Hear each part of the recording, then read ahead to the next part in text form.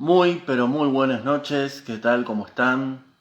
Aquí arrancando Café Libertad en esta edición especial, donde vamos a estar junto con mi compañera María Celeste Ponce, ella, por supuesto, desde la provincia de Córdoba, yo desde la provincia de Buenos Aires, en una nueva edición de Café Libertad. Vamos a estar tomando un café, vamos a estar dialogando con, con uno de los intelectuales más importantes que tenemos en la actualidad, creo yo, y no es porque sea amigo mío, sino porque lo considero así. Voy a esperar a que se sume Celeste, a ver si la veo. Ahí está. Celeste, como formalmente, porque es mi compañera. Así que bueno, ahí te mandé, Celeste.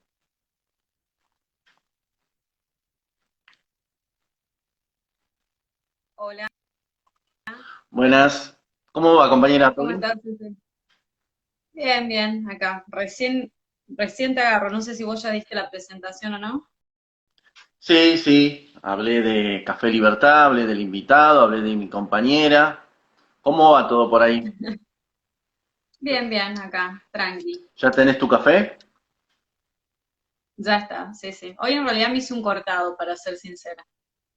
Bueno, yo un mocachino. Pero no deja de ser Café Libertad. Obviamente. Bueno, vamos a esperar a Agustín a ver si lo veo. Sí, Ujú. sí. Recién justo me escribió Agustín, así que seguramente ya se conecta. Bueno, vamos esperándolo. Mientras tanto, podemos ir adelantando. Mañana vamos a estar con la doctora Soledad Barreta y vamos a sumar a la gente, ¿sí? Ella es una médica especialista en neurocirugía y va a estar muy bueno que las personas comenten sus dudas en cuanto al COVID, en cuanto al sistema sanitario. ¿Qué opinas? Exacto. Y además van a poder sumarse, ¿no? Eso es lo más importante. Sí, sí, es una charla de miércoles donde nosotros dos invitamos a todo el público, pero además va a estar Soledad, porque ahora es de a cuatro, entonces vamos a estar nosotros dos, Soledad y el que quiera participar. Le adelantamos, a partir de las 22 horas de mañana. Voy a ver, Perfecto. Ahí Agustín me está diciendo que está acomodando todo para poder conectarse. Así que tenemos un tiempito. ¿cómo no? Bueno, eh, no, les decía eso, a partir de las 22 agenden, el que quiera participar nos escribe tanto a mí como a Celeste. Este programa lo vamos a subir al canal de YouTube, de todas maneras lo voy a repetir al final. Dos canales de YouTube tenemos, obviamente el de María Celeste Ponce por YouTube y Ezequiel Oscar Gigante también por YouTube. Ya tuvimos dos invitados de lujo. Javier Milei es el padrino del programa, lo tuvimos en el primer programa, luego con Agustín Echevarne el sábado pasado, y bueno, ahora vamos a esperar Agustín. a Agustín. Ahí la vemos a la doctora, se hizo muy fanática nuestra, la doctora Barreta. Mañana vamos a estar con ella y le vamos también a transmitir nuestra admiración recíproca. Exactamente. A ver, debe estar acomodándose Agustín. Bueno, ahora tiene una escenografía mucho más importante. Lo vi con micrófono, lo vi con los libros atrás, escritorio, así que hay que acomodar el estudio. No es como nosotros que Obviamente. yo improviso acá en mi sillón habitual. Ya tiene sus cosas. Listo, listo. Ahí me dice que va a ingresar, así que estate atento porque seguramente ahí ingresa. Bueno, la vamos a buscar. Ahí la veo a María Fernanda. Un abrazo grande. Eh, que bueno, es la mamá de Agustín. Le mando un abrazo muy grande porque la veo siempre atenta a lo que hacemos todos y le mando un abrazo muy grande y la felicito por el hijo que tuvo. ¿Mm? Hoy es una entrevista cordobesa, porque tanto Agustín como vos son de Córdoba. Yo quedo del lado de visitante hoy. Exacto, hoy quedas de visitante. Pero bueno, no dejas de ser digamos, el co-conductor acá. Ahí se unió Agustín. Sí, ahí lo veo, a ver, ahí está Agustín.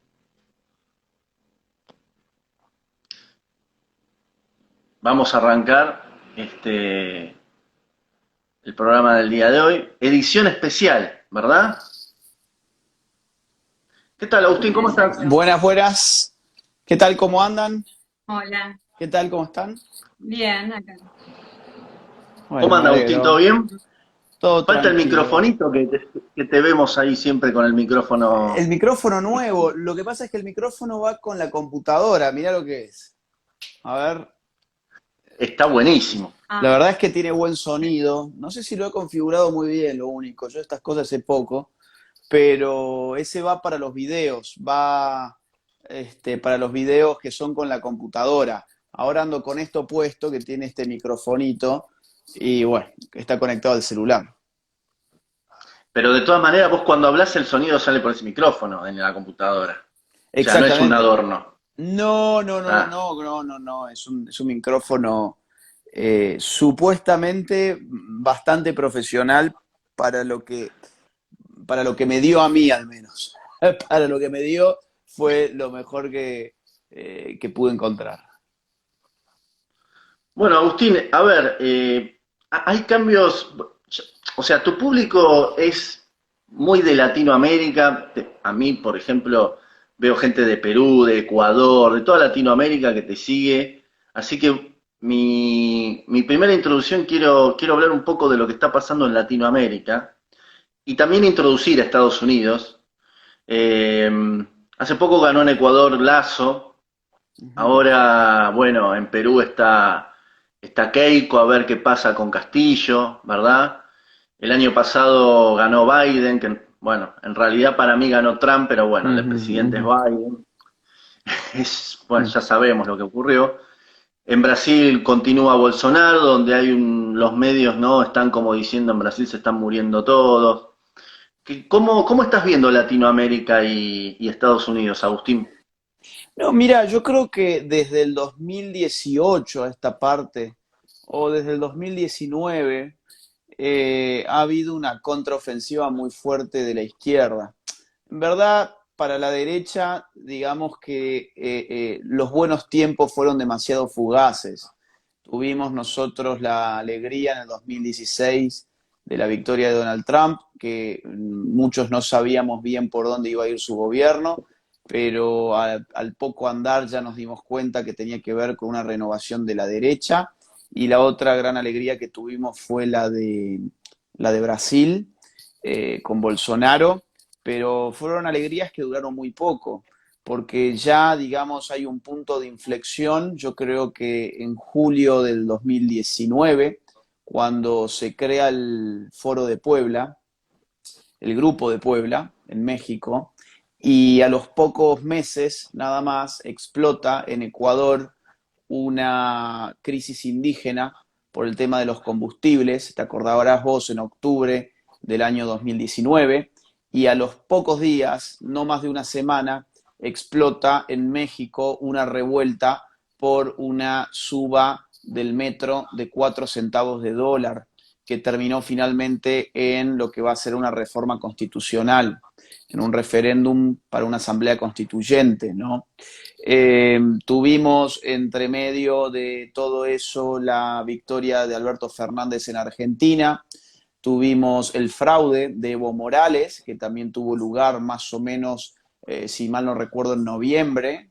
Déjame pensar, sí, en noviembre del año 2019. Durante muy poquitos meses pensamos que se había acabado el moralismo en Bolivia y Evo Morales recibió cobijo en Argentina, reagrupó sus fuerzas políticas y allí fue por otra elección que finalmente se consumó a favor de su delfín, o sea que vuelve Evo Morales al poder, casi, casi, casi que en Ecuador vuelve el correísmo, es decir, estuvo bastante cerca. En Perú ahora resulta que la alternativa va a ser entre Castillo, un comunista maoísta, ¿sí? O sea, no estamos hablando de un progre, no, estamos hablando de un comunista maoísta, o Keiko Fujimori, que es la típica centro derechita cobarde, ¿no? O sea, genera tanto entusiasmo como puede haber generado entusiasmo Macri o como el entusiasmo que puede generar Piñera, o sea, un entusiasmo que no entusiasma prácticamente a nadie. De hecho, las encuestas, que está bien que uno no le tiene que creer muchos a las encuestas porque son artefactos de construcción de opinión, no son reflejos de la opinión pública, son artefactos para construir la opinión, le están dando una ventaja bastante importante a Castillo, lo cual hace que si eso fuese verdad a uno se le erice la piel, ¿no? Entonces, lo que hemos vivido, yo te diría que la única noticia grata que hemos tenido en los últimos 2 años ha sido Uruguay, con la calle Pou, que le puso fin a la hegemonía socialista del Frente Amplio. Pero Uruguay no tiene importancia geopolítica, en verdad, en la región. Mientras tanto tenés México, por ejemplo, de lo cual no hemos mencionado, súper importante. La victoria de AMLO, si mal no recuerdo, año 2018. Ahora va a haber elecciones en las próximas semanas en México también y se está jugando, digamos, el poder total prácticamente AMLO en las próximas elecciones mexicanas. Así que lo que estamos viendo es un panorama muy, muy horrible. Fíjate, Brasil han soltado a Lula, esperando precisamente generar un marco a partir del cual puedan arrebatarle el poder a Bolsonaro próximamente. Alguna crisis van a desatar en Brasil, te lo anticipo desde ya, prenderán fuego las Amazonas, harán que alguien muera y tendrán un George Floyd por allí también, van a buscar la forma, pero a Bolsonaro lo van a hacer caer, y todo se está viniendo abajo. Todo se está viniendo abajo, soy un pesimista de los tiempos actuales, pero también somos guerreros, ¿no? Entonces, en las adversidades es cuando uno más debe luchar. Ujú. Perdón, Bien, y ahí me mencionan Colombia, claro, es que yo estoy haciendo un repaso muy en voz alta, pero fíjense Colombia. En Colombia está encabezando las encuestas nada menos que Petro. Colombia viene en una declive desde el año 2016 con el acuerdo de impunidad que benefició a la FARC y metió a los terroristas y guerrilleros de la FARC en el Congreso Nacional, no los eligió nadie, y Santos, el traidor Santos, los metió a la fuerza en un referéndum que el pueblo colombiano dijo que no lo quería, se cagaron en ese referéndum y dijeron, bueno, no, igualmente vamos a hacer lo que tenemos ganas con la FARC, que es darle los privilegios de ingresar a la política formal del país, y desde entonces todo ha venido en picada y ahora resulta que Petro, el candidato comunista, colombiano, tiene todas las de ganar. Y esto otra vez ha sido un error, en este caso de la centro derecha cobarde, en este caso representada por la gente de Uribe, que Uribe tuvo una época que tuvo huevos, hubo una época donde Uribe tuvo huevos, no sé qué pasó con él desde entonces, pero lo cierto es que puso a Santos, un traidor, puso a Duque, un imbécil, un tipo sin agallas, un Macri colombiano, y bueno, el resultado es el que estamos viendo, ¿no? Y en Colombia también la cosa se ve muy sombría. Bueno, Agustín, y en el caso también bueno, de Perú, Fujimori, el padre de Keiko, no era un tibio, era una derecha muy dura, muy dura. Y Era una... además, Sí. no, y también te iba a mencionar el caso de Chile, que se repite la historia con Piñera, pero también está José Kast, que es el que más me gusta a mí, no sé vos, pero para mí esa es la gran esperanza de Chile. Sí, efectivamente. A ver, la derecha de Fujimori era una derecha más dura, pero era una derecha que era dura en un momento en que la derecha podía ser dura. No era, digamos, ninguna osadía ser duro desde la derecha en los momentos de Fujimori, pero también fue una derecha muy corrupta. Y a las derechas corruptas también hay que señalarlas y hacerles sentir el rigor de la crítica. Es decir, que sean de derecha digamos, no les disculpa la enorme corrupción que han tenido. Entonces, de esas derechas es de las cuales hay que desembarazarse muy rápido, ¿no? Y hay que armar una nueva derecha, a mi juicio, es lo que vengo proponiendo desde hace rato, sacándonos de encima a toda esa gente que ha estafado al pueblo. Y en el caso de Chile, sí, está José Antonio Cast. El problema es que, bueno, a ver, en Chile hubo una gran derrota recientemente, que fue la de el referéndum popular que hubo por la Asamblea Constituyente, ¿no? Y donde el no a la reforma llegó apenas a un 22%. Y los chilenos de derecha estaban muy afligidos por haber sacado un 22%. Y yo me acuerdo que lo que les decía es, bueno, a ver, cuidado, si ese 22% se traduce después en un apoyo a una nueva derecha, entonces es una muy buena forma de medir cuántos somos. Que una derecha de verdad tenga 22% en Chile es una muy buena noticia. Ahora, ¿qué van a hacer con ese 22%? ¿Van a canalizar ese voto hacia una nueva figura o van a seguir secuestrados por Piñera y las alternativas que no son alternativas en verdad, sino que es la continuidad de siempre lo mismo? Así que habrá que ver qué hace Chile y ojalá que en este caso apoyen a candidatos, a mí como José Antonio Cast, que también me agrada mucho. Bien. A mí me gustaría saber, bueno, hablando de las elecciones, ¿qué pensás del panorama en Argentina? Que bueno, estamos próximas a una fecha bastante controversial como se ha presentado, y obviamente faltan 2 años para luego las presidenciales. Y a su vez se ve como que hay bastantes problemas de ego en los partidos. ¿Qué opinión o qué análisis haces? Uf, mira, Argentina es un país que está al borde del abismo, en todo sentido, es decir, en un sentido económico, esto es de público conocimiento, pero también en un sentido político y cultural. Argentina está en yo creo que la peor crisis de su historia, o sea, estamos encaminados a la peor crisis de la historia argentina. Ya los números económicos muestran que esto incluso es peor que lo del 2001. Ahora bien, eh, ahora bien, ¿qué pasa al corto plazo? Bueno, fíjate que no es una casualidad de que el líder del Grupo de Puebla sea Alberto Fernández. Es decir, Argentina es el modelo en el cual se están inspirando las izquierdas para hacer esta contraofensiva, y quien está liderando esta contraofensiva de la izquierda es el kirchnerismo en Argentina. La segunda reunión del Grupo de Puebla, la primera fue en Puebla, obviamente en México, donde había ganado AMLO en el 2018 y desde allí se planteó toda esta contraofensiva, pero la segunda reunión, ¿dónde fue? En Buenos Aires, ¿sí? Entonces hubo gente que pensó que Alberto Fernández iba a ser un kirchnerismo mesurado, o incluso más, hubo gente que pensó que Alberto Fernández venía a terminar con el kirchnerismo desde adentro y que se podía confiar en que Alberto Fernández iba a llegar allí simplemente para darle un vuelco al kirchnerismo hacia una cosa totalmente nueva. Y con lo único que nos hemos dado es que el kirchnerismo sigue más vivo que nunca, más radicalizado que nunca, y que Alberto Fernández ha sido un títere del kirchnerismo. ¿Cuál es el lugar de Alberto Fernández? El del títere de Cristina Kirchner. Esto que estoy diciendo no es nuevo, pero vale la pena refrescarlo porque hay gente, mucha gente, empezando por el grupo Clarín. Vos fijate, esos tipos se merecen que los expropien y que los hagan mierda. No puede ser tan estúpido de haber pensado de que lo que venía era un kirchnerismo de buenos modales y que era un kirchnerismo autocrítico, y el grupo Clarín, vamos a decir la verdad, terminó apostando por Alberto Fernández, ¿sí?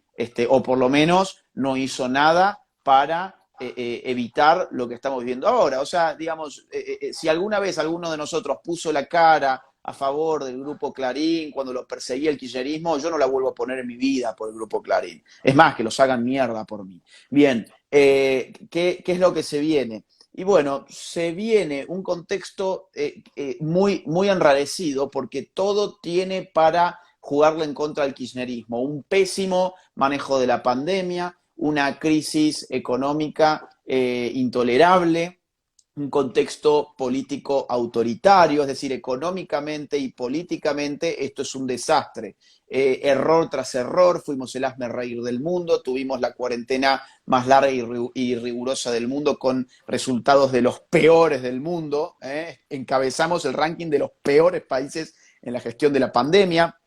Está todo servido para que le vaya mal. Ahora, ¿le va a ir mal? No, le va a ir bien. O sea, según lo que se está barajando hasta ahora, es que el kirchnerismo tiene todo, en verdad, para hacer una buena elección. Tiene un contexto político y económico espantoso y, sin embargo, la oposición es tan débil, la oposición es tan nefasta, que el kirchnerismo tiene todo para que le vaya bastante bien. Y el kirchnerismo siempre le ha ido mal en las elecciones de medio término, ¿sí? Históricamente el kirchnerismo le ha ido mal en las elecciones de medio término. Ahora, en esta ocasión podría no irle tan mal, ¿no? O sea, como dice Guido Casca, ¿no? Bueno, está mal, pero no tan mal, ¿no? Le podría ir mal, pero no tan mal. Y digamos, acá lo que se está jugando es mucho. Y mientras tanto tenemos una oposición que no existe. Vos fijate lo que es el intento, por ejemplo, de Larreta, de oficiar como opositor. No le da el cuero a ese tipo. Ese tipo no le da el cuero, no le da el cuero para nada. Y al frente tenés a Patricia Bullrich, que es un poco más agradable para una centro derecha, pero que no termina tampoco de cuajar porque tampoco es demasiado carismática. No se sabe bien cuál es el proyecto. Entonces estamos a la deriva. No hay nadie realmente que en este momento se plante como, por ejemplo, se les plantó Massa en el 2013, por decirte algo. Claro, en el 2013 vos decías, bueno, mirá, está Massa, Massa se lo lleva por encima. O por ejemplo, el Colorado, ¿cómo era el apellido? De Che, a ver si me Narváez, ayuda. De Francisco de Narváez. Narváez. Exactamente. Claro, vos decías, bueno, ahí está, este es el candidato que se lo va. No. En este momento la oposición es realmente lamentable. Creo que nunca ha habido una oposición tan lamentable para el kirchnerismo como ahora, cuando en verdad están todas las condiciones objetivas dadas para barrer con el kirchnerismo. A ver, hago esta aclaración porque es importante. Hay una forma de analizar la política que juega con dos variables, las condiciones objetivas y las condiciones subjetivas. Las condiciones objetivas, ¿qué nos dicen? Que hay una pandemia, que el gobierno ha hecho todo mal en la pandemia, que hay una crisis económica, que el gobierno ha hecho todo mal en esa crisis económica, ¿sí? O sea, hay condiciones objetivas para que esto sea un desastre. Hay problemas culturales y sociales, pensemos la educación, el cierre de los colegios, tenés la inseguridad, la liberación de los violadores, tenés de todo para agarrarte el vacuna gate. O sea, si sigo pensando, digamos, los ejemplos sobran de condiciones objetivas. Ahora, las condiciones subjetivas, ¿qué son? Es la aparición de un liderazgo carismático que tenga fuerza política. Bueno, resulta que tenemos todas las condiciones objetivas y las condiciones subjetivas no existen. Por lo tanto, entonces, ¿cuál es el resultado de este análisis? Es que el kirchnerismo lo va a hacer mal, pero no tan mal como dice Guido Casca, ¿no? Así va a ser, creo yo. Claro.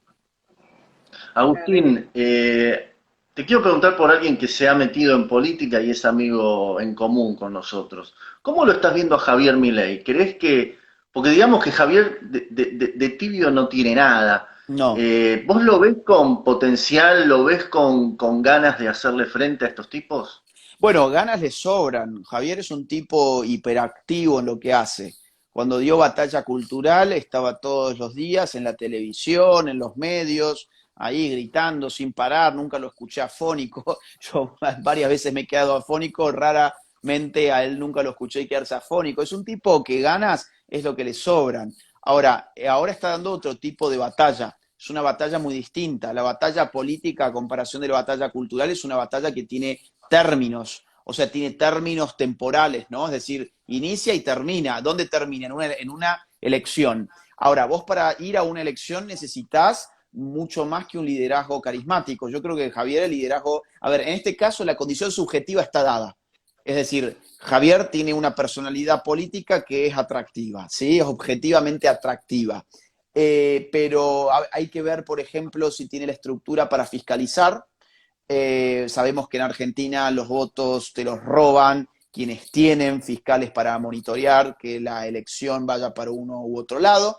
Hay que ver también si la base militante que tiene Javier logra desplegarse efectivamente en el marco de una pandemia, encima en Buenos Aires, donde están cerrando absolutamente todo, porque también ese es el punto, ¿no? Es decir, estas van a ser unas elecciones donde no sé cómo se va a hacer campaña política. Acá en Córdoba estamos más o menos liberados, pero en Buenos Aires, hasta donde yo sé, hay una suerte de toque de queda, ¿no? Entonces, ¿cómo haces una campaña política ahí? ¿Solamente por redes sociales la haces? Y bueno, vas a estar un poco complicado porque las redes sociales son muy importantes para, o sea, son muy importantes para una campaña política, pero no podés solamente hacer una campaña política con redes sociales. Ha habido gente que me ha dicho, no, yo creo que en Argentina, bueno, si no tenés dinero, igual podés hacer una campaña política gracias a las redes. Eso es falso. O sea, una campaña política sale mucho dinero, sale muchísimo dinero y te hace falta realmente tener un equipo de militancia estable, comprometido y con un despliegue territorial que sea efectivo. Y ese despliegue territorial involucra también la fiscalización de tus elecciones. Yo no sé si, digamos, el equipo de Javier tiene todo esto. No lo sé a ciencia cierta, lo desconozco por completo porque no conozco el estado del partido político por el cual va a ir Javier. Ahora, yo creo que tiene chances, sí, yo creo que tiene chances. Y hasta donde vi, había encuestas que le daban una medición bastante buena.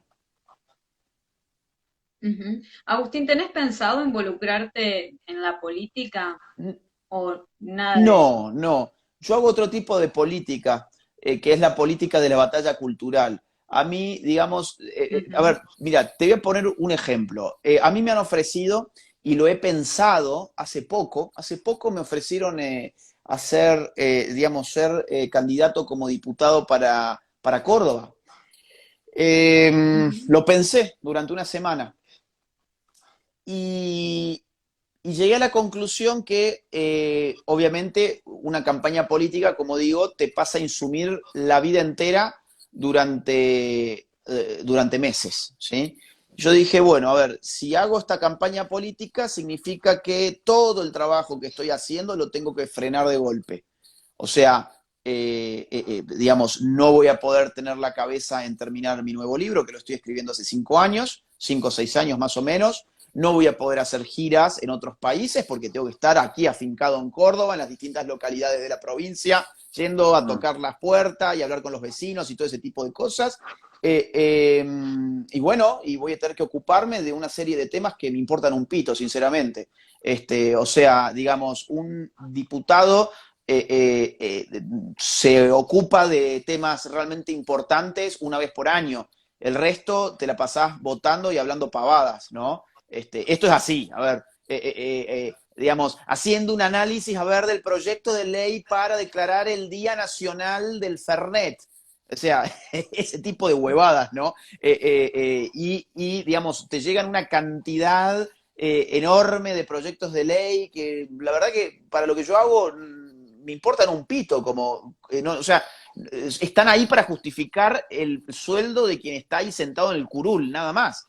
Mm. Incluso vos fijate que se pelean entre los diputados. Yo presenté este año 100 proyectos de ley y vas a ver cuáles son los proyectos de ley. Es una porquería, digamos, que no sirven para nada. Entonces, yo habiendo hecho todo este análisis, finalmente lo rechacé.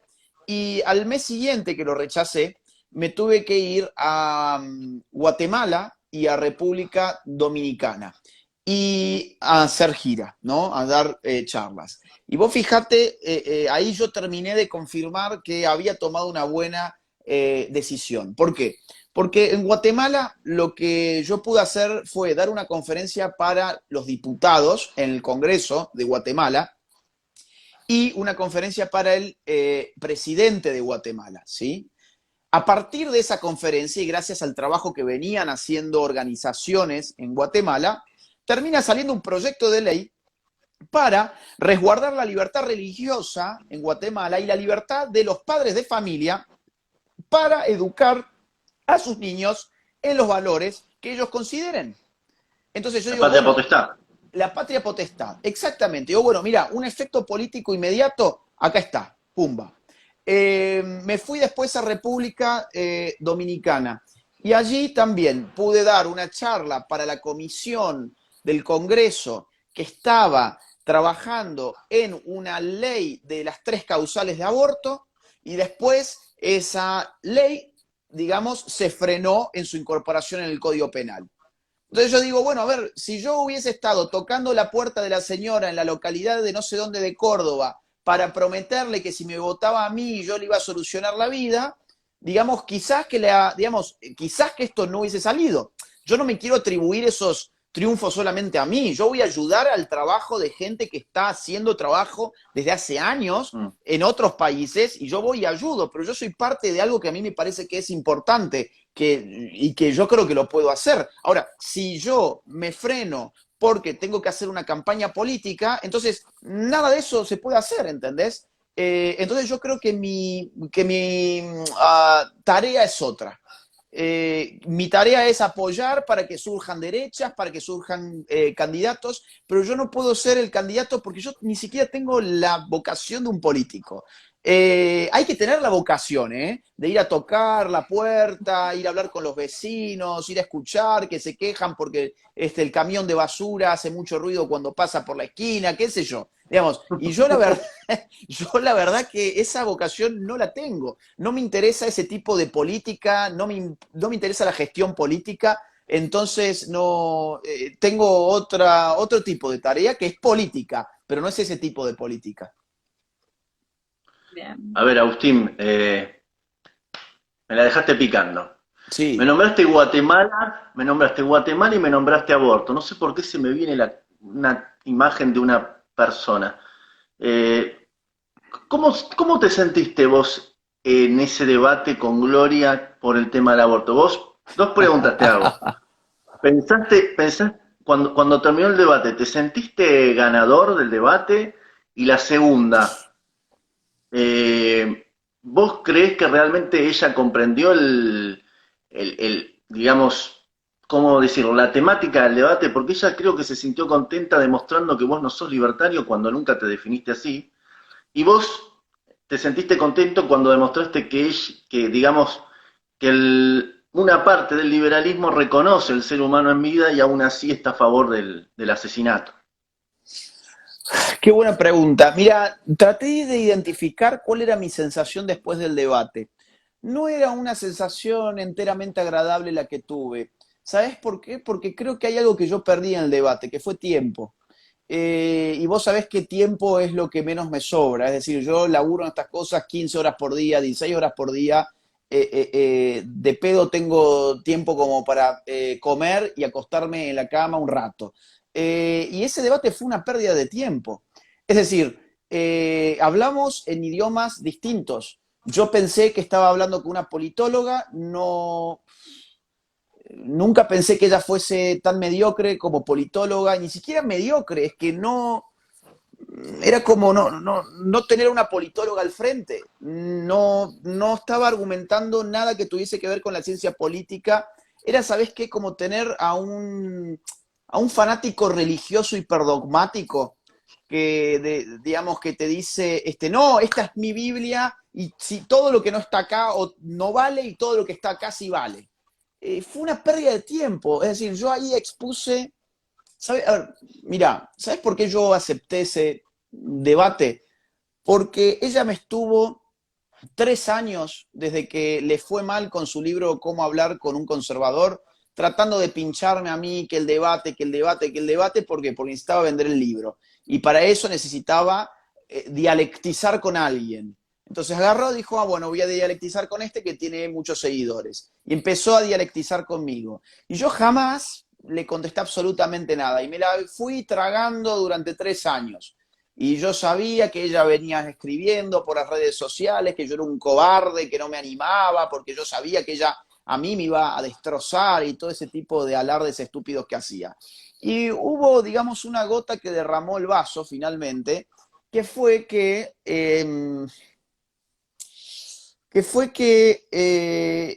un amigo mío, Augusto, que tiene un canal también, que se llama De Peroncho, le iba a hacer una entrevista a ella, y ella de la nada le dice, avisale al Laje si tenés contacto con él, que él no sé, que anima a debatir conmigo. Y yo digo, uy, esta mujer 3 años después sigue con esto. Bueno, su libro ya fracasó, es decir, yo ya no me tengo que estar cuidando de no hacerle marketing gratuito. Entonces le dije a De Peroncho, mirá, decirle que si quiere debatir, que ella ponga el día, la hora, el tema, lo que quiera. Yo estoy ahí para debatir. Cuando De Peroncho le dice a ella, sí, mirá, acá Laje acepta hacer el debate, ella se puso loca y empezó a decirle, pero ¿quién te crees que sos vos para venir a querer organizarme a mí un debate? ¿Cómo me vas a meter en este lío? ¿Estás loco? ¿Me metiste en un lío? Claro, o sea, retrocedió. Entonces ella venía jugando una... Sí. a ver, fue un histeriquismo, digamos, fue una histeriqueada propio de una histérica que estaba jugando la última carta que le quedaba. ¿Viste cuando jugás y mentís en el póker? Que estás mintiendo, que tenés un superjuego y en verdad lo que tenés en la O mano es una... en el O truco en que el tengo un truco. 4 de copa y te canto vale 4. Así, así, exactamente. Y yo te digo, mira, me harté, después de que te dije varias veces no quiero, me harté y te digo quiero y te reventé. ¿Por qué? Porque me venías mintiendo. Entonces ella, yo no le venía dando pelota porque no quería hacerle marketing a su libro, pues yo sabía que ella me estaba queriendo usar para eso. Pero cuando me harté y me di cuenta que ya su libro ya no iba ni para atrás ni para adelante, y estaba completamente muerto, dije, bueno, vamos, quiero vale 4, ok, te lo acepto, a ver, mostrá lo que tenés en el mazo. Y no había nada en el mazo, ¿te das cuenta? Entonces fue una pérdida de tiempo, fue una pérdida No, de perdón, tiempo. tenía los libros, tenía libros de amigos de ella, eso sí, por favor. Sí, No, no, libros, no digamos. claro, y ahí voy, digamos, a ver, para cerrar la primera parte de la pregunta, pues ya voy a ir a la segunda, la de los libros. Mira, ¿cómo me sentí? Sentí que cedí a la presión de mucha gente que realmente se pensaba que de ese debate iba a poder salir algo bueno. Yo sabía que no iba a poder salir nada bueno porque no la respeto intelectualmente a Gloria. Creo que no tiene formación ni como politóloga, ni como intelectual, ni como nada. Es una mujer atractiva que ha logrado lo que logró en un 90% por ser atractiva. Pone a decir lo mismo que dijo Gloria a una mujer no atractiva y yo te puedo asegurar que no llega ni al 1% de las visitas que en su momento ella tuvo.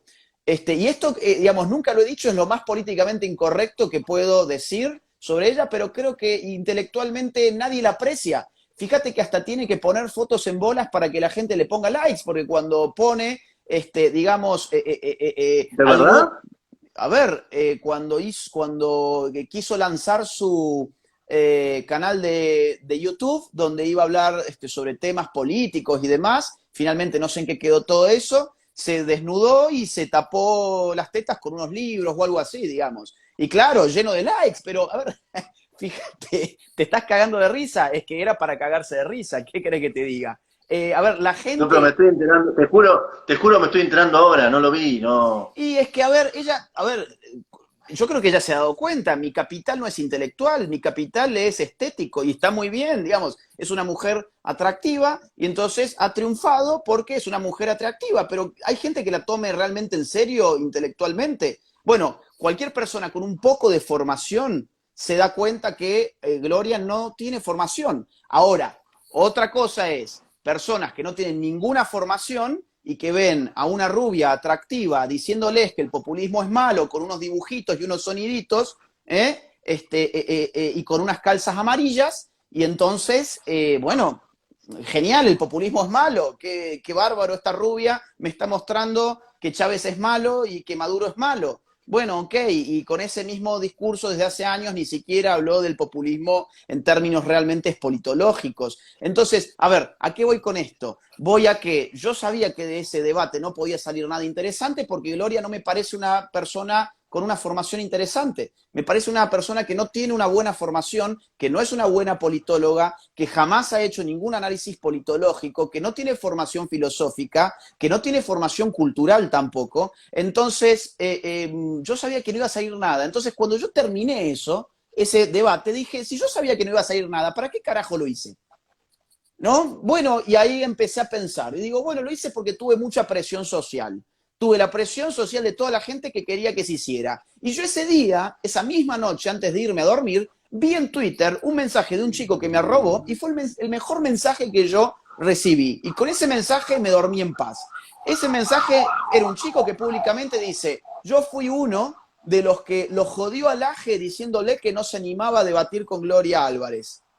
Él decía que no tenía ningún sentido ese debate. Hoy tengo que pedirle perdón al Aje porque tenía razón. No tiene ningún sentido escuchar los argumentos de Gloria Álvarez porque no tiene ningún argumento.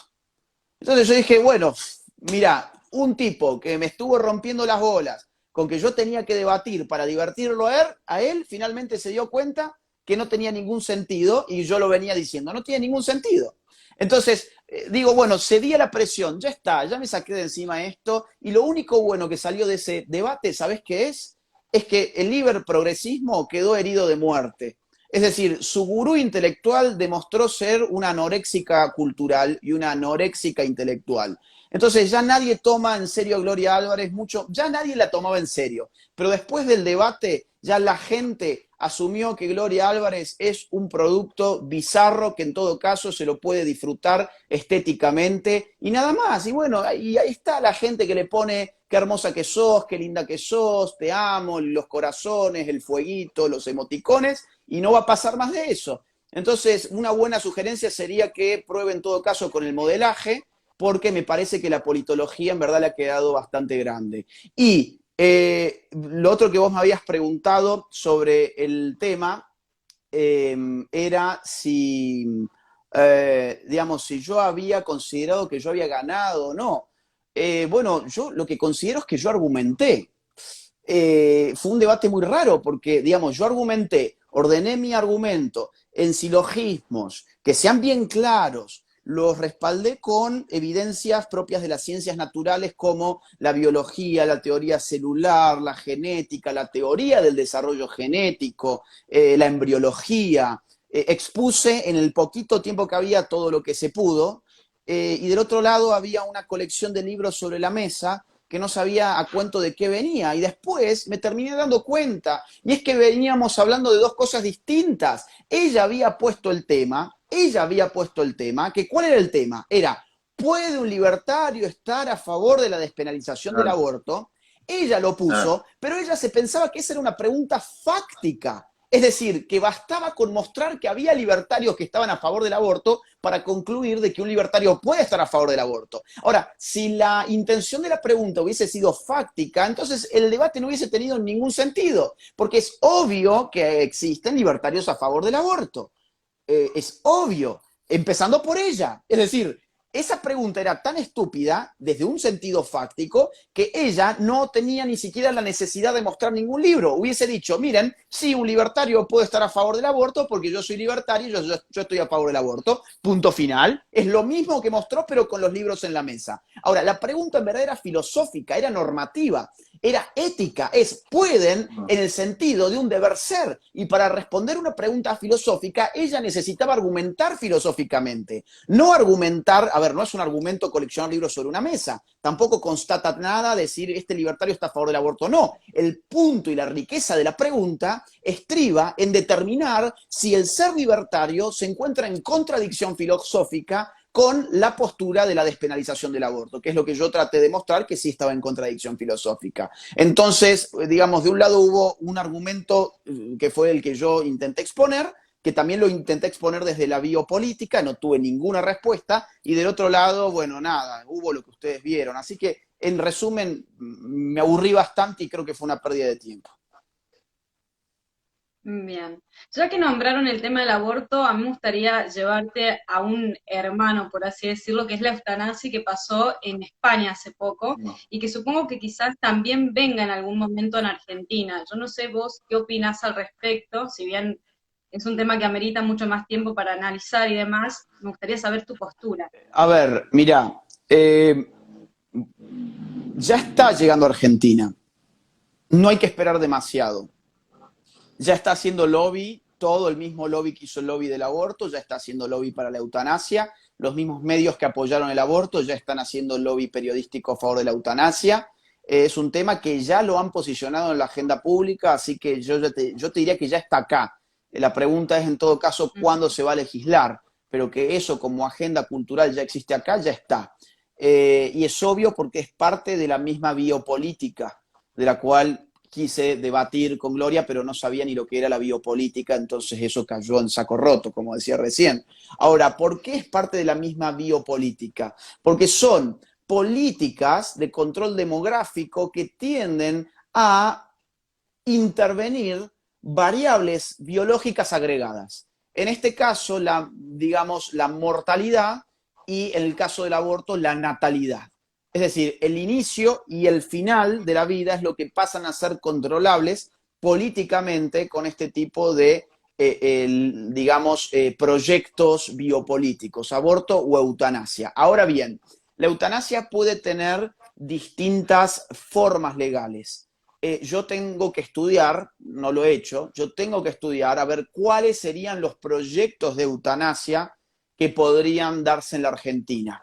Tampoco he estudiado el que se ha dado en España. Como estoy metido ahora al 100% para poder terminar mi libro, es un tema que si bien lo he hablado con filósofos de allá de España, como por ejemplo Mariona Gumpert, hice un video con ella donde ella me comentaba de qué iba el tema de la eutanasia en España, no es un tema que yo personalmente lo haya estudiado. Entonces, para darte una buena respuesta sobre eso, yo tendría que estudiarlo previamente más a fondo. Lo que sí te puedo decir hasta ahora es que es el mismo proyecto biopolítico, que ha estado detrás del aborto, ¿sí? Es en la misma agenda, es la misma militancia, son las mismas siglas y las mismas fundaciones las que están impulsando esto, porque en definitiva responde exactamente a lo mismo, que es la voluntad de controlar la demografía en una tierra que se supone que está superpoblada y que hay que empezar a minimizar la cantidad de personas que acá viven. Y qué mejor que minimizar a los inútiles, es decir, reducir a la nada a los inútiles. Un enfermo es económicamente un inútil. Un anciano que está postrado es económicamente un inútil. Un no nacido o un bebé son económicamente inútiles. ¿Qué significa? Demandan muchos recursos y no generan ninguno. Entonces es la mejor población para decir, bueno, esta es la población que se descarta, porque hace tiempo que ya se ha perdido la dignidad humana como valor principal, ¿no? Aquello que, digamos, durante tanto tiempo caracterizó al ser humano, que era su dignidad, que no estaba en función de ninguna característica accidental, sino que el hecho de ser humano, el acto de ser persona, era lo que a uno lo imbuía de esa dignidad. Eso ya no existe. Ahora sos digno, más digno o menos digno según la etapa etaria en la que estés. Y ahí es donde se inscribe aborto y ahí es donde se inscribe eutanasia. Un último comentario sobre la eutanasia. Hay ciertos proyectos de eutanasia que habilitan a la familia a provocar la muerte, ¿sí? O sea, cuando uno habla de eutanasia, se suele pensar que simplemente la persona agonizante que está pidiendo supuestamente en libertad, es decir, hay que ver si la libertad no está viciada en esas condiciones, pero supuestamente en libertad la persona agonizante solicita una suerte de suicidio asistido, digámosle así, ¿no? Eutanasia, vos fíjate que la palabra ya te lo dice. Eutanasia viene de tánatos. Tánatos es muerte, ¿no? Y eu es bueno. Eutanasia, por ejemplo, eugenesia. ¿Qué es la eugenesia? Digamos, gen eu, o sea, el buen gen, ¿no? O sea, darle cabida a los buenos genes sería la eugenesia. La eutanasia sería, digamos, darle cabida a la buena muerte. Ahora, ¿existe la buena muerte? Bueno, ahí habría que analizar. Un filósofo español como Gustavo Bueno, que no es precisamente católico, ha hecho una crítica muy buena sobre la propia palabra eutanasia. Entonces, en algunos casos, yo tengo entendido que hay formas legislativas, legales, que terminan habilitando eutanasia para que sea escogida no por el sujeto que agoniza, sino por su familia. Por ejemplo, en el caso de una persona que está postrada, inconsciente desde hace meses o años, bueno, es la familia que ya está cansada de mantener a esa persona con vida y entonces toma la decisión de pedirle al médico que acabe con su vida, por ejemplo, ¿no? Entonces ahí hay que hacer toda una discusión de, a ver, bueno, está bien que la familia, digamos, puede la familia decidir por la persona de que el médico mate a esa persona que en verdad se está cuidando todavía, ¿no? Bueno, es un tema muy amplio y que yo en verdad lo tengo que estudiar en todas sus formas, como me llevó mucho tiempo estudiar el tema del aborto, y lo voy a hacer en los próximos meses apenas termine el libro.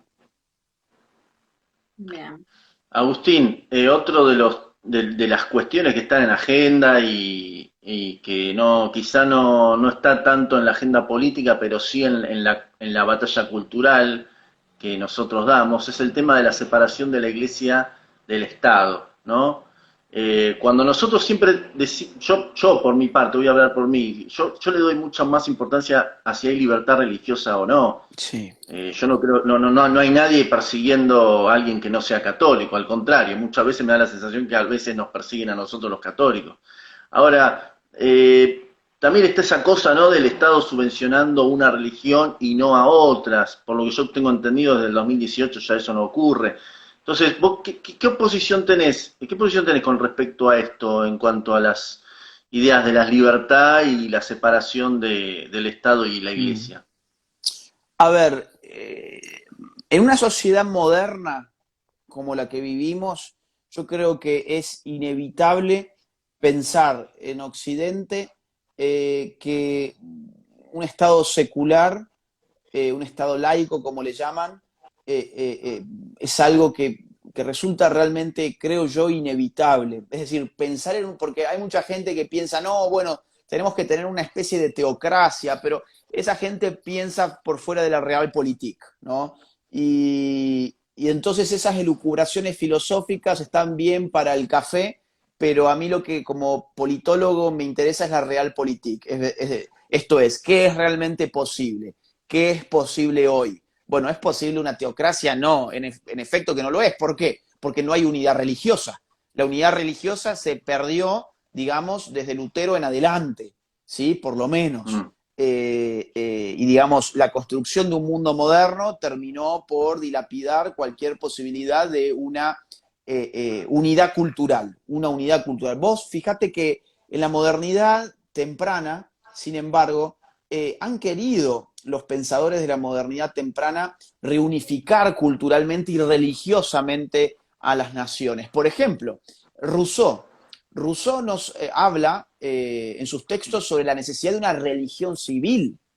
Claro, se dan cuenta que es tan importante el sentimiento de unidad que daba la religión al mundo premoderno, que el mundo moderno, desligado y roto y fragmentado en términos de la unidad de sentido, diría Luckman y Berger, la unidad de sentido ha sido totalmente perdida. ¿Y cómo vamos a controlar a esta gente que piensa cada uno por su lado? Y ahí aparecen qué cosas, guerras de religión, todo, digamos, todas las guerras de religión que uno se puede remontar muchos siglos atrás y que derivan en tratados como el de Hobbes, por ejemplo, para legitimar al Estado, para poner un punto final a esas guerras de religión, etcétera, etcétera. Entonces, digamos, yo arranco por acá para dar contexto. Estamos en un mundo moderno, guste más, guste menos, en ese mundo moderno, pensar en un Estado que rija a una sociedad unificada religiosamente es absurdo, ¿sí? En nuestra sociedad hay muchos credos y hay gente que sencillamente no cree en nada. No creer en nada en verdad es para mí imposible. Vos fíjate que las personas que supuestamente no creen en nada después terminan haciendo ritos de la Pachamama con el indígena de turno, ¿no? Entonces, eso de no creer en nada es una estupidez también. Yo creo que está en la antropología, está casi en la esencia del ser humano terminar apuntando a algún tipo de trascendencia, ¿no?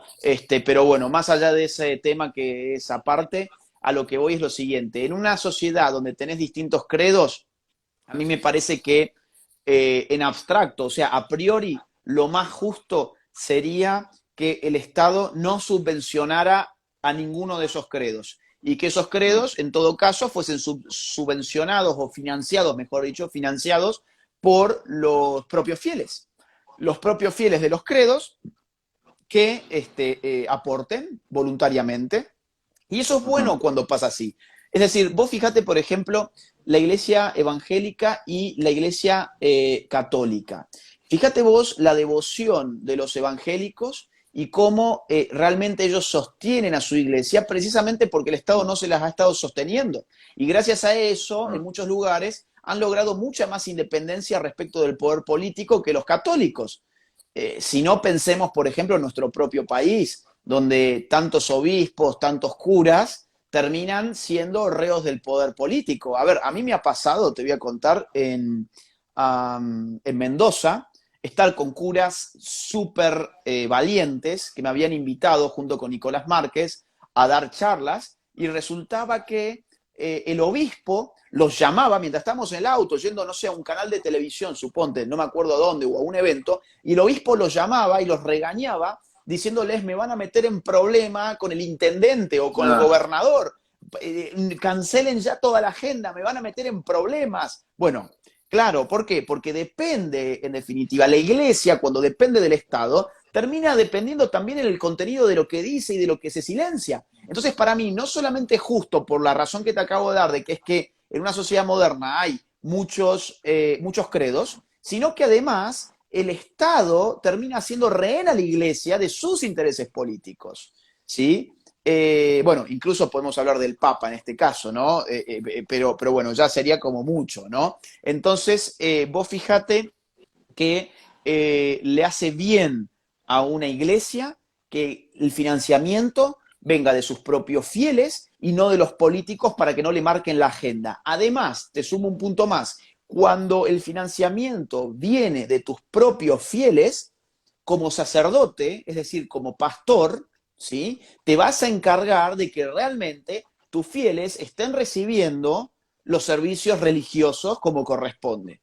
Y te vas a encargar, además, de que los temas que aquejan espiritualmente a tus fieles sean saciados por los servicios religiosos que vos estás dando. Y te pongo en este caso un ejemplo. Es impresionante la disociación respecto de la realidad que tienen muchos curas católicos que no se quieren meter con los temas de aborto, que no se quieren meter con los temas de ideología de género, que no les importa que los padres de familia estén desesperados por cómo les están quemando la cabeza a sus hijos con la supuesta educación sexual integral. Y al revés, es impresionante, yo lo he visto, yo aclaro, soy católico, ¿sí? Pero yo he visto en la iglesia evangélica, donde tengo muchos amigos, cómo los pastores se hacen cargo de esos temas, porque entre otras cosas sabe muy bien de que si no se hacen cargo, pues entonces sus fieles se van a mudar a la iglesia que sí se hace cargo, que sí se hace cargo. Absolutamente. Y entonces el día que esos fieles se muden a la iglesia que sí se hace cargo, la de la otra esquina, de esos temas, entonces esa iglesia, ¿qué hace? Tiene que cerrar y el pastor se tiene que ir a manejar un taxi o a hacer otra cosa, porque ya no va a tener ningún ingreso, ¿entendés? Entonces, por eso vos para mí es hablabas importante. vos hablabas de la derecha valiente, yo te podría hablar de las religiones que necesitan ser valientes en la edad moderna. Perdón, se me cortó justo. Vos me hablabas, empezamos hablando de, por ejemplo, de las derechas valientes en Latinoamérica. Yo creo que es necesario el cristianismo valiente, que muchas veces Sí. es encarnado por los evangélicos. Exactamente, exactamente. Y vos también como católico tenés la honestidad intelectual de asumirlo. Hay muchos católicos que no tienen la honestidad intelectual de asumirlo, pero esto es así. Yo por lo menos lo he visto incluso, a ver, con el agravante de que la iglesia evangélica, perdón, es minoritaria en todos los países de Hispanoamérica, salvo en Guatemala. En Guatemala tienen el 52%. Pero en el resto, hasta donde yo entiendo, son una religión minoritaria y aún así, siendo minoritarios, han tenido una presencia digamos, proporcionalmente no se compara con la presencia que han tenido los líderes de la Iglesia Católica. Vos fijate la tibieza de los obispos argentinos en la cuestión del aborto, por ejemplo. Daba vergüenza, daba vergüenza. La otra vez estaba con un diputado, estaba con Francisco Sánchez, comiendo. ¿Cuándo fue esto? Hace 4 o 5 días, acá en Córdoba, un asado. Francisco Sánchez es un tipo con muchos huevos. Es un diputado por Neuquén. Yo lo conozco antes de que él sea diputado y es un tipo con muchos huevos. Católico. Me contó que en la época del aborto habló con un obispo y el obispo, ¿sabés qué le dijo? Le dijo, no, esos son temas políticos. La Iglesia Católica no se tiene que meter en temas políticos. La Iglesia Católica está para otras cosas. A ver, y lo que le dice Francisco fue, ¿cómo que son temas políticos? Acá lo que se está jugando no es el nombre de una calle. Acá lo que se está jugando es la vida de los seres humanos por nacer. Ahora, vos fijate la respuesta que le da el obispo. Claro, es un tema político porque él sabe que no tiene que mover el avispero porque los políticos lo van a salir a picar. ¿Te das cuenta? Entonces los obispos en general están muertos de miedo tratando de no mover el avispero y por lo tanto no cumplen con el objetivo, no cumplen con lo que tendrían que cumplir. Te pongo otro ejemplo, mira, te doy otro caso muy impactante en Costa Rica. En Costa Rica teníamos un evento muy importante para nuestros anfitriones que consistía en ir a una radio, a Radio María, y la charla, que iba a durar como 1 hora y media más o menos, con un sacerdote, iba a ser replicada en todos los medios de la Iglesia Católica, en canales de televisión, en radios, en un montón de lugares, en todo Costa Rica iba a ser replicada esa conversación. Llegamos, ¿sí? Llegamos con Nicolás y con nuestro anfitrión a Radio María. Esto creo que nunca lo he dicho, así que es como una información inédita, ¿no? Pero creo que ilustra bien el punto. Llegamos a Radio María y nos atiende el sacerdote que se hacía cargo y nos dice, miren, vamos a hacer la entrevista, pero se ha cancelado toda la retransmisión. Los obispos han recibido la presión de los LGBT, del lobby LGBT, han recibido la presión y para no molestar políticamente, ellos han determinado que esta conversación que nosotros vamos a tener no se va a transmitir en ningún medio católico y es más, me pidieron que ni siquiera les hagan la nota, pero yo ya me comprometí con ustedes, así que yo les voy a hacer la entrevista. Y cuando le preguntamos, a ver, ¿por qué tanto miedo al lobby LGBT? ¿Sabés qué le dijeron? Y esto es fuertísimo. ¿Sabés qué fue lo que les habían amenazado los obispos de Costa Rica? Que el lobby LGBT iba a revelar cuáles eran los sacerdotes costarricenses homosexuales si ellos nos hacían a nosotros una entrevista. Y se cagaron en las patas. Se cagaron en las patas. Les dio miedo. Cuando al revés, lo que tendrían que haber dicho los obispos es, denme ya mismo esa lista, así pasamos a retiro a esos curas. Pasamos a retiro a los curas homosexuales y se acabó el problema. ¿Cuál es el problema? No, vamos a cubrirlos a los curas homosexuales, ¿sí? Después ahí terminan en todo lo que vos ya sabés, la pedofilia y todo eso que ya sabés, ¿sí? Que suele ser con niños hombres, ¿sí? Otra cosa que no se dice, suele ser con niños hombres en la mayoría inmensa de los casos. Entonces, bueno, por no molestar políticamente, no terminan cumpliendo su labor, que es la de defender la vida, defender la familia, defender la verdad, defender los valores, y esto pasa lamentablemente, en este caso, en estos ejemplos que te he dado con curas católicos. Ahora bien, para que no se me ofenda tampoco la gente, hay curas católicos que son fabulosos, que son sumamente valientes, que están dispuestos a dar la vida a favor de la vida, de la familia.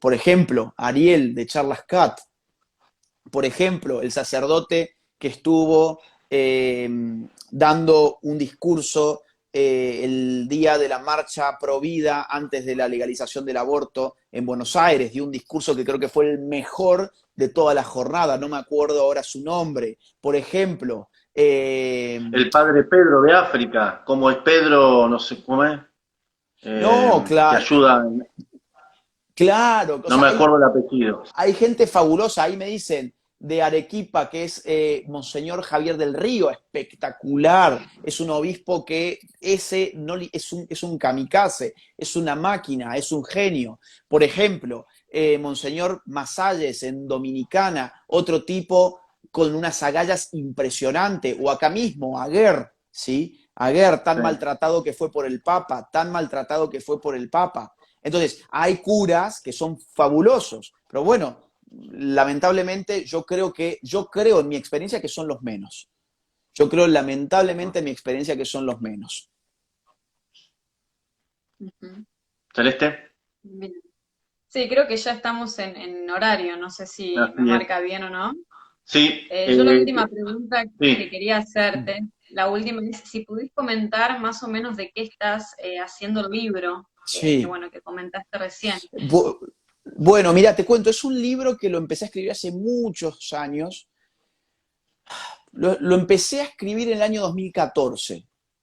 Yo digo, hace 5 o 6 años. En verdad, ahora que lo pienso, son casi 7 años. Ahora. O sea, antes del libro negro de la nueva izquierda. Sí, de hecho, el primer capítulo del libro negro que es un capítulo donde explico cómo se fue transformando el marxismo hacia el post-marxismo. Eso fue algo que yo había escrito para el libro que empecé a escribir en el 2014, sino que después era mucho más largo, en verdad, y yo lo adecué después para el libro negro. Y dije, bueno, esto en todo caso va a quedar para este libro que empecé en el 2014, cuando lo pueda retomar y después voy a ver hacia dónde se dispara todo esto. Mi idea en el 2014 era escribir un libro cuyo título fuera La batalla cultural. Y yo iba a explicar que era una batalla cultural, básicamente. Por eso es que estaba estudiando mucho cómo se había transformado culturalmente el marxismo en postmarxismo. Entonces, cuando sale el libro negro tiene tanto éxito y me lleva a mí a tener que viajar tanto junto con Nicolás que empecé a trabajar ni siquiera a media máquina. Empecé a trabajar en este libro del 2014 a un 15%, un 20%. Lo trabajaba en los aviones y lo trabajaba cuando tenía una horita libre y realmente fue muy lenta la producción por las exigencias del libro negro. Por eso es que me llevó tanto tiempo. Aparte es un libro largo, va a tener alrededor de 500 páginas más o menos. Es un libro muy largo, o sea, muy largo para lo que suelen ser los libros actualmente, ¿no? Entonces, el libro va a tratar sobre la batalla cultural y lo que yo trato de explicar es qué es una batalla cultural, porque hoy todos hablamos de batalla cultural, pero hablamos de batalla cultural para decir cosas muy distintas, ¿no? Entonces, esto yo espero que le traiga a la derecha la conciencia de que la cultura en este momento es la madre de todas las batallas. El objetivo del libro es mostrar que la batalla por la cultura en este momento es la madre de todas las batallas. Y yo ahí hago un análisis de cómo la cultura se fue transformando desde cómo se la concebía, digamos, en la premodernidad, en la modernidad, en la posmodernidad, y cómo la cultura fue invadiendo el sistema político, cómo la cultura fue invadiendo el sistema económico, y cómo hoy realmente todo ha devenido cultural y por lo tanto la llave del poder se llama cultura. Es un libro que va a ser pesado, es un libro con una bibliografía enorme.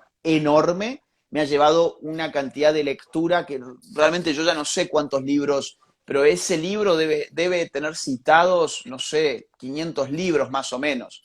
Mirá, cada vez que vemos tus estados estás con un libro distinto. Todos los santos días, 4 o 5 libros estás leyendo. Mirá, Por día. yo en verdad por día estoy, según el largo, ¿no? Porque ahora estoy con, mira, a ver, espérate que no quiero tirar esto. Yo, por ejemplo, ahora estoy tratando de terminar que es un masajote importante, ¿no?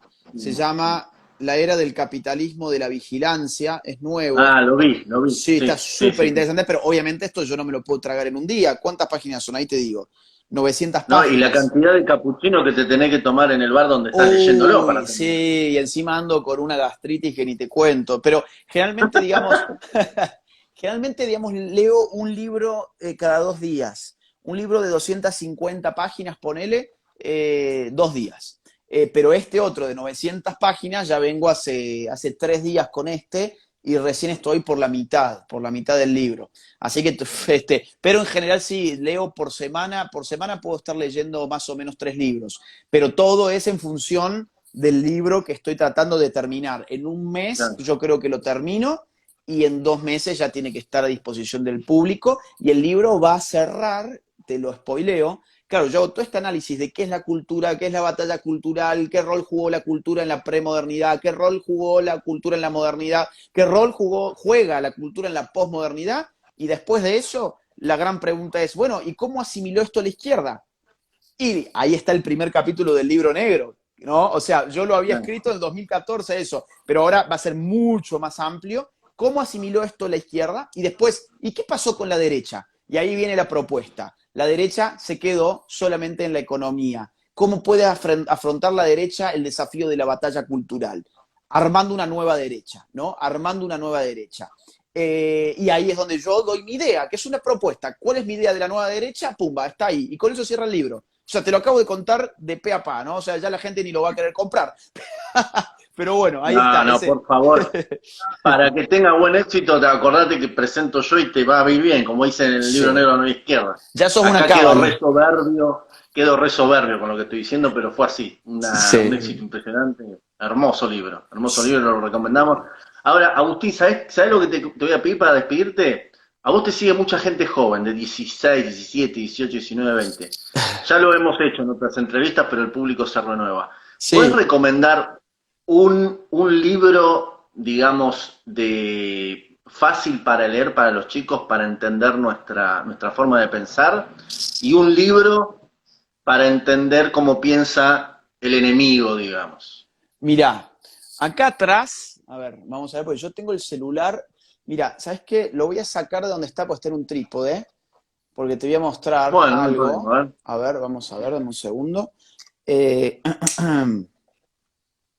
claro, yo acá justamente estoy detrás de la sección, porque me mandé a hacer una biblioteca, gracias a los amigos de Sí, se Patreon que nota, me... está buena. Y acá, por ejemplo, están las cuestiones austríacas, arriba todo lo que es marxismo clásico, acá abajo más liberalismo, acá abajo más derecha, y acá están los conservadores, bueno, está todo más, acá están los neomarxistas, bueno, en fin, entonces, a ver, lo que vos querés es, a ver, para saber cómo pensamos nosotros, dame un segundo que lo tengo que ubicar acá, si es que no lo presté, ¿no? Porque yo a veces, acá está, bien, a veces presto libros y después no me los devuelven. Este. Este es un libro, oigan, es importante que sepan que no se van a divertir, ¿sí? O sea, si se divierten en buena hora, pero no son recomendaciones como, che, la vas a pasar re bien. No, para pasarla re bien anda a jugar al fútbol con tus amigos, digamos, ¿no? No lean como diciendo me tengo que divertir si leo, ¿no? Hay cosas que uno lee y que son pesadas, pero uno lee para formarse, para divertirse puede hacer otras cosas como mirar una serie o una peli. Entonces, este libro no es divertido, pero les va a ayudar mucho. Se llama Diccionario del Pensamiento Conservador y Liberal. A diferencia de los que dicen, no, el liberalismo y el conservadurismo es imposible que se den la mano en algunas cosas. Bueno, este libro es muy bueno porque te va mostrando, a ver, ¿qué piensa el liberalismo de la familia? Esto. ¿Qué piensan los conservadores de la familia? Esto otro. ¿Qué piensan de la economía los liberales? Esto. ¿Qué piensan de la economía los conservadores? Esto. Así. Y es un diccionario. Entonces, vos te vas guiando por el Ah. tema y lo puedes leer incluso por el índice, sin ni siquiera leerlo de la 1 a la última de forma lineal. Diccionario ¿Y del el pensamiento. autor? Se llama Ashford. Ashford. Nigel ASH, ¿no? ASH Ford. ASH Ford. Ashford. Diccionario Ahí del está. pensamiento conservador y liberal. Después, a ver, otro. Por ejemplo, es que claro, yo Para entender al enemigo, para entender al para... enemigo. Sí, pero igualmente te quiero dar algún otro de los nuestros, Ah, dale, sí, sí, sí. Dale, porque, dale. a ver, mira, por ejemplo, te voy a dar otro para los conservadores y después te voy a dar para los liberales, ¿sí? Para los más... Mira, este es chiquitito. Este es de Michael Oakeshott, un pensador conservador de Oxford, sí, de Oxford. Y se llama Ser conservador y otros ensayos. A mí ese ensayo, ¿tienen 5 minutos, Hoy chicos? estás pro choice, Agustín. Hoy ¿Tienen? estás pro choice. ¿Por qué? A mí ese ensayo me encantó, Ser conservador. A ver si lo tengo ¿Quién lo acá. escribe? ¿Me dijiste? Lo escribe Michael Oakeshott. Bueno, se escribe Oakeshott, ¿sí? Se escribe, Hay a un ver, libro que es vamos, muy... vamos a ver si se ve. Sí. Michael Oakeshott, Oakeshott. O a que... Sí, yo Oa- para que lo anoten los sí, chicos, ¿no? anótenlo, Oakeshott con 2T al final. Ser conservador y otros ensayos. Y la edición es muy linda porque Editorial Alianza tiene buenos... No, y aparte este libro, a ver, mira, voy a ver si encuentro... Acá está, mira, déjame que te lea un pedacito, por lo menos, ¿no? Porque, A ver. a ver, mira, dice, a mí este libro, este ensayo me gusta mucho. Dice, Perdón, ¿tienen ustedes 5 minutos? Porque son las 12:15 y Sí, quizás ya... sí, sí, ¿Sí? sí. Ok, ok. A ver, por vos que estás todo el tiempo leyendo y laburando y no No, queremos joder, pero pero esta es la parte de la entrevista que más me gusta, porque como, eh, qué sé yo, digamos, estos libros, se dice que la derecha no lee y ese tipo de cosas, entonces si podemos estimular en los chicos que están del otro lado, que lean, entonces a mí es bien